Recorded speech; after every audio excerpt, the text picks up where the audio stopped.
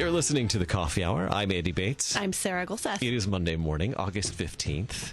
Happy birthday, Mom, by the way. Aw. It's my mom's birthday. Happy birthday, Andy's mom. We got to celebrate yesterday, which was kind of nice. It is, it's live today. We're live. We are it's live. We are live. We are live because we have studio guest in studio with us this morning because we're going full linguistics. It's back to school time. It is. So we're going to be students this morning. Yeah. We might even actually have a lesson here in the studio because I see textbooks in front of us. So it's always fun when there's books in studio. Speaking of studying and students going back to school, we want to shout out to Concordia University, Wisconsin for supporting the Coffee Hour. The new students are arriving on campus and getting settled in. So thank you, Concordia University, Wisconsin, for your support of the Coffee Hour and allowing us to be able to share this with our listeners. We are going to study today. Well, we're going to talk about studying today with Pastor Charles Henrickson. He's instructor of online Greek and Latin courses for the Consortium for Classical Lutheran Education. He's also pastor of St. Matthew Lutheran Church in Bonne, Terre, Missouri, and Grace Lutheran Church in Soto, Missouri. And he probably does about a dozen other things in his spare time as well. Pastor Henrickson, welcome back to the Coffee Hour. It's good to be back in the studio. It is. It's good to have some time with you this morning and chatting about learning. So tell us this morning, we're talking about online Greek and Latin courses for adults through CCLE, Consortium for Classical Lutheran Education. When did you first start studying Greek or Latin? I started studying Latin in high school in Chicago at Luther North. And Mr. Nathaniel Grunst was the Latin teacher. And so I started taking Latin then, and it was my favorite subject in high school. And then I also took more Latin at Concordia in River Forest. Professor Charles Wheelock, whom you... Yes, he was my professor as well. Yeah, he was my professor also for Latin and then later for Greek. So I just took to these languages like a duck takes to water. So it turned out very well. And then at the seminary, I took a little more ecclesiastical Latin. And of course, we're doing Greek every day there. And then I did graduate school. After MDiv, I did STM in exegetical theology, where you're working in the original languages. And then I did PhD work in biblical studies, using in particularly New Testament Greek, and I was a teaching assistant for Dr. James Veltz, who literally wrote the book on Greek, which is the book that I use when I teach online. Aha. So you said ecclesiastical Latin. Is there a difference, or is it just like taking Latin a little bit further? Well, a little bit of a difference in pronunciation. And of course, languages evolve over centuries. Mm-hmm. But if you take the Latin course that I offer, you'll do pretty well at ecclesiastical Latin. So classical Latin, that's the language of like Cicero, you know, from the around the time of Christ. And then ecclesiastical will be more Middle Ages, and theological Latin. You'll be able to do that too. Mm-hmm. So you said pronunciation. What can you give us an example of pronunciation differences? All right, we're going to get real deep today. Well, you know, Veni Vidi Vici. You've heard of that? In classical, you'd actually say Veni, and it was a classical statement from Julius Caesar. You would say Veni Vidi Vici. So the V, the pronunciation of the V, whether as a W or a V, the pronunciation of a C, whether a hard C, like a K, or in Vici, or like Gloria in Excelsis. You wouldn't say Excelsis, you would say Excelsis in classical. So we're doing classical Latin, but it's very easy to morph into ecclesiastical, theological Latin. So how did learning, and we'll talk about Greek in a little bit as well, how did learning Latin serve you as a student, as a pastor, as a teacher? I don't think I go a week without ever using Latin. I mean, as a pastor in theology and doing the liturgy, for example, I mentioned the Gloria in Excelsis. You've got the Sanctus, which means holy, the Agnus Dei, which means Lamb of God, the Benedicamus, which means let us bless. So I'm as a theologian or a pastor, I'm using Latin all the time. Get back to your original question. How does it serve me as a pastor? Yeah. So to learn theological phrases like, simul justus et peccator. Mm-hmm. You know that one, right? Mm-hmm. Oh, yeah. At the same time, simul, at the same time, like simultaneous, justus, which means just or righteous, et and peccator, sinful. So that's how you understand that. Or lex semper accusat. You know that phrase? The law always accuses. Yep. That's a familiar phrase in theology. Extra nos. Our salvation is extra nos. Have you ever heard that one? I have, yes. Yeah, outside of us. Thanks. Outside of us, which makes your salvation secure. Or one that everyone has probably seen a symbol of, VDMA. Oh, yeah. Have you seen that? Yes. We have it on coffee mugs and T-shirts now. VDMA. Verbum Domini manat in aeternum. The word of the Lord remains or endures into eternity or forever. The word of the Lord endures forever. So we're using Latin in the church and in theology all the time. Mm-hmm, mm-hmm. So you've used certainly Latin quite a bit. It's served you well as a pastor. All right. You're also a parent, too. Did you ever use Latin as a parent as well? How did you use this in your home? My daughter, let's say we're arguing about food, okay? And my favorite line in Latin about that is, de gustibus non est disputandum, which means about tastes, it must not be disputed. Or roughly translated, that's why there's chocolate and vanilla. So, my daughter learned Latin, and actually she did quite a lot of work in Latin in high school and in college. So it just trains the mind, among other benefits. And as a parent, reflecting on that and helping your daughter learn Latin, how did that serve her as well? Well, she graduated very high at University of Missouri at St. Louis. She was classically educated. And you'll see on the achievement scores on tests, students who have taken Latin typically score very, very high on intelligence tests, verbal ability, just in thinking. Mm-hmm. It trains your mind to think. Mm-hmm.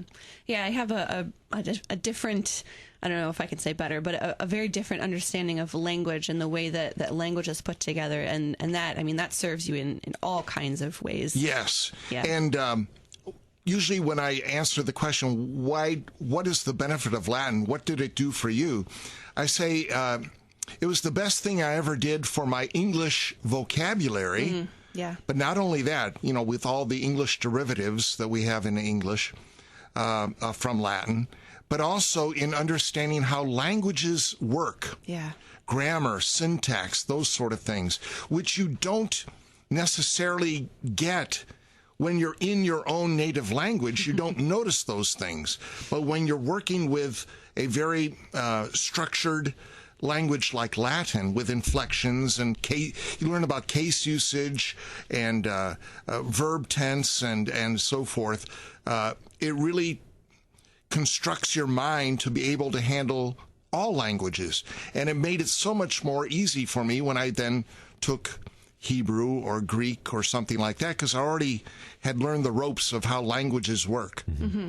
I think I've heard in places that once you learn, when you start learning multiple languages, it kind of gets easier in a way. Yes. Because your brain is now moldable to kind of understand how different languages work. Because you're right, when we're in our own native language, there's all these rules that we don't even really know. You don't notice them. Yeah. Because we're just taught that way, and our brains already work that way. And what sounds right. Right. Yeah. Yeah. So funny. So when you learn about, various cases of nouns and pronouns and adjectives and subject-verb agreement and this sort of thing, you get the hang of how languages work. Right. So how does that translate? How does that translate to Greek then? Are there similarities between Latin and Greek? Both Latin and Greek are what we call inflected languages. That you have the root of the word or the base of the word, and then what happens at the end. So much information is packed into the endings, like tense of verbs. Did it happen yesterday or in the future or right now? Is it singular or is it plural? Is it with verbs first person, I? Is it second person, you? Is it third person, he, she, it? This sort of thing. All that information, much of it, is packed into the endings. And so you see sentences, you see words, and after a while, it just jumps out to you in various parts of the word.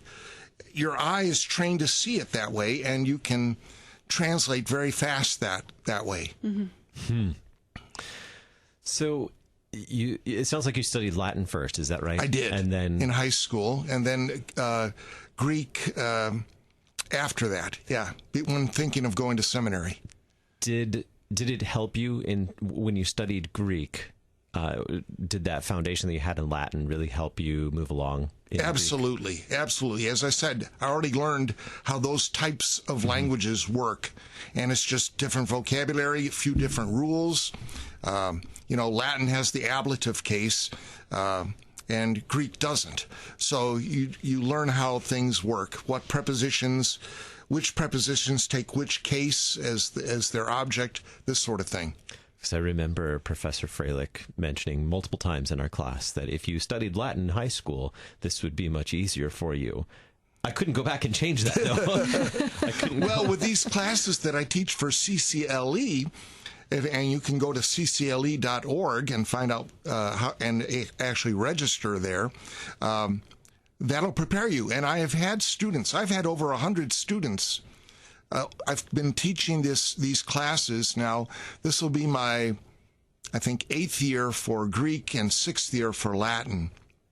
And altogether, I've had I did a count last night, over 100 students of these classes. Usually I have about 20 in any given year.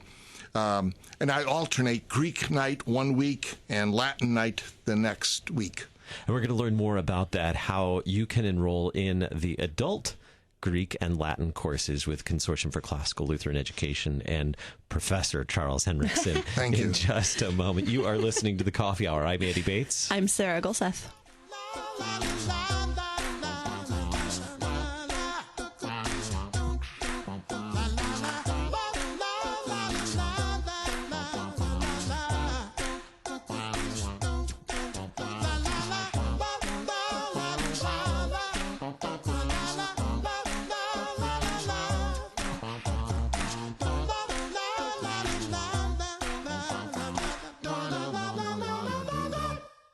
Hello, friends. I'm Pastor Phil Boo, host of Thy Strong Word.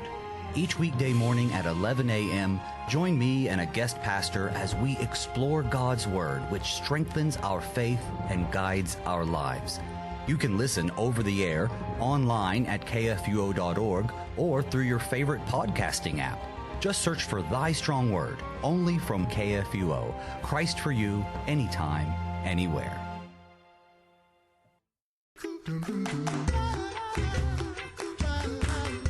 Welcome back to the Coffee Hour. I'm Andy Bates. I'm Sarah Gulseth. It is Greek and Latin Monday here with... I'm okay with that. We are learning Greek and Latin with Pastor Charles Henrickson. He's instructor of the online Greek and Latin courses for adults with the Consortium for Classical Lutheran Education. He's also pastor of St. Matthew Lutheran Church in Bonne, Terre and Grace Lutheran Church in Soto, Missouri.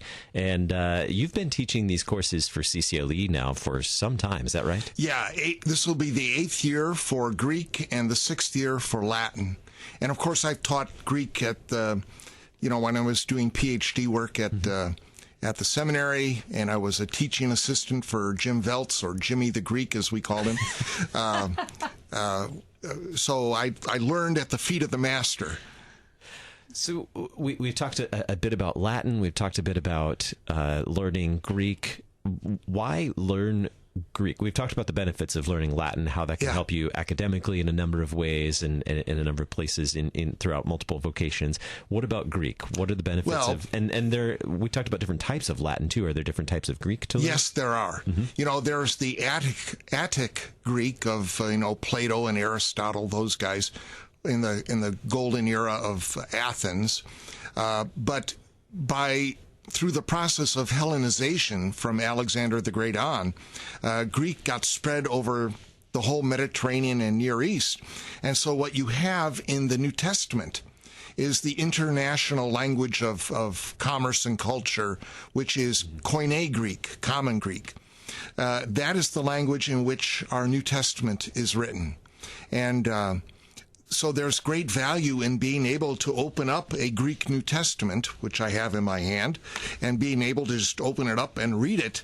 And the big value, I think, is you will notice things that you don't notice in an English translation. There are many fine English translations.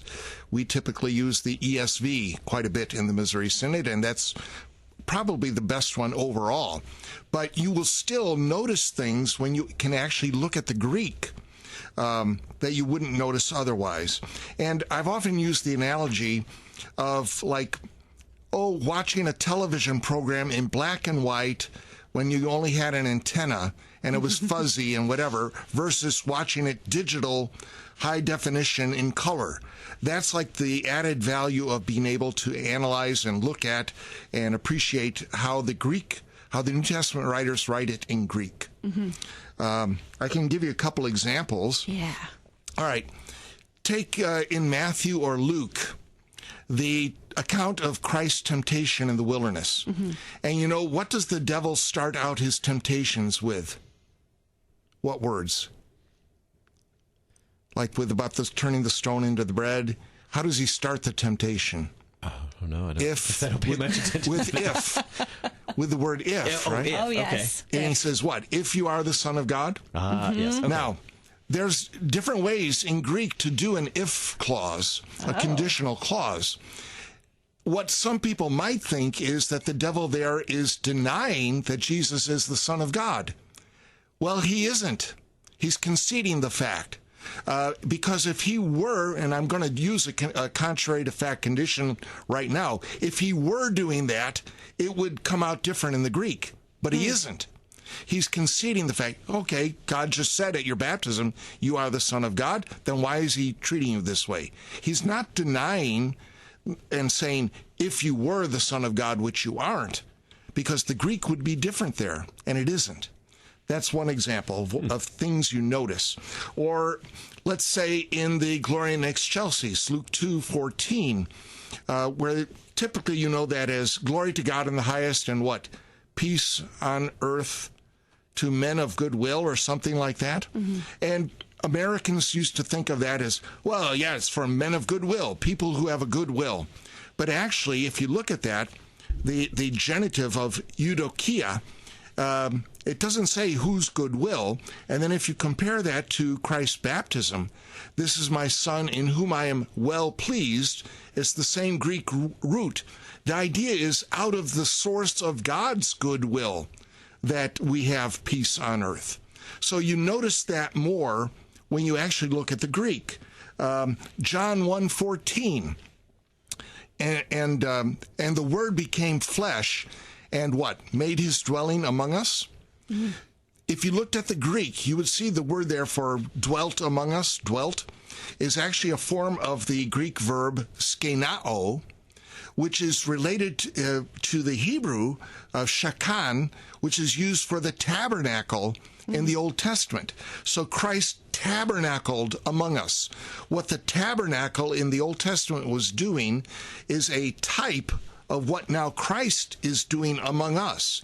What God did at the tabernacle, he's doing now in the person of Christ in the flesh. Mm-hmm. So those are some examples. One other one, if I may, Acts 2:42, one of my favorite verses, and it says, and they devoted themselves steadfastly to what? To the apostles' teaching and the fellowship. How would you fill out the rest? Do you remember? Breaking of bread and the prayers. the breaking of bread and the prayers. Actually, if you look at the Greek, it says the breaking of the bread. The breaking of the bread, which leans the sense more towards the Lord's Supper. Because there is a phrase later on about breaking bread in their homes, like having meals together. But the breaking of the bread strongly suggests the Lord's Supper. Also, some translations have the breaking of bread and prayer. But it actually says the prayers, because these are liturgical Jews who use the Psalms and so forth. So those are some things you would notice when you actually look at the Greek. I feel like I'm in Bible study right now, and it's great. I love this, because there's just so much insight you get from knowing that language or being able to learn from somebody who knows that language. Because you're right, these translations, I mean, the English translations that we have are great, but you just miss stuff because you can't literally translate and then be able to read it and actually And the longer you do it, the more you learn what's important and what's not really that important in translation. Sure. Yeah. So who takes these CCLE Greek and Latin classes? Who would want to do this? Whether Greek or Latin, and I offer them at 3 different levels, each language at 3 different levels. Latin 1 or Greek 1, we get through the first half of the textbook. And then in Latin 2, Greek 2, we get through the second half of the textbook. Now, we space this out at a pace that busy people, working people can do. We do an hour live session every other week.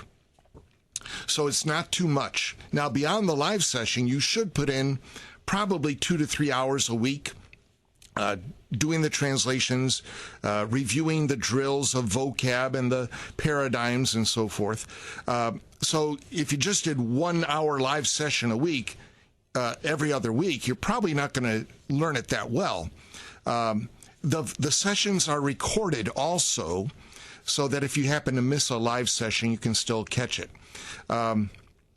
So we go through the textbook over 2 years, and then I offer a Latin readings or Greek readings course as well for people who've already had a basic a beginner's textbook course.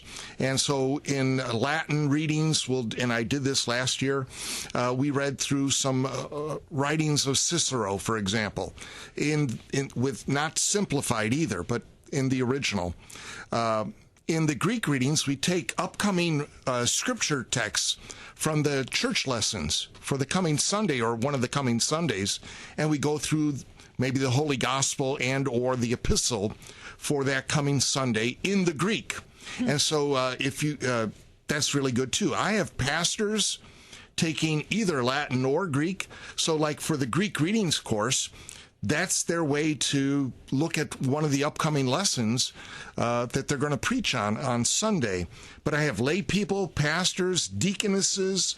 I had an SMP student who wasn't required to learn Greek, but he really wanted to, and I encouraged him in that. For Latin especially, maybe homeschool parents who are trying to teach their kids Latin, so they want to get ahead of the kid. I've had students in all the time zones of the United States, from the East Coast to Alaska. I've had students from Ireland, from Denmark. So what I do before the start of the classes in September is I survey the registrants, because they're coming from different time zones. What are all the possible times that you can make? Usually I've been doing these on Mondays, but I've also done them like on a Thursday afternoon if I had a small class and everybody could make an afternoon session. So I survey the registrants who've actually registered for the course and find out when would you be available, and then I narrow it down. You know, if I have 6 students and all of them can do this hour, that's when we do it. Very good. We have just about a minute left. What do we need to know to register? We're going to need to register for the course online, and we're going to need materials, right? Yes. First of all, register, and then I'll talk to you about the materials. But go to CCLE.org. That's the magic potion right there, CCLE.org. And they have a link to adult online Greek and Latin courses. And you can, it says register here. That's what you click to actually register. There's information there. The textbooks I use for Latin is the old standby Wheelock's Latin, now in its 7th edition. And then for Greek, Fundamental Greek Grammar, 4th Revised Edition, which is the only one in print now, by James Veltz. You can check out CPH or at Amazon. And then eventually you're going to want to know, if you take Greek, a Greek New Testament. But you won't need that the first week or two. Very good. Very good. CCLE.org is the website where you can find more information on that. And we'll share the link in the program notes today as well. Mm-hmm. Pastor Charles Henrickson, instructor of online Greek and Latin courses for the Consortium for Classical Lutheran Education. He's also pastor of St. Matthew Lutheran Church in Bonne, Terre, Missouri, and Grace Lutheran Church in Soto, Missouri. Pastor Henrickson, thanks so much for the Greek and Latin lesson this morning. Very good. It's good to be back here with you guys. You've been listening to The Coffee Hour. I'm Andy Bates. I'm Sarah Golseth.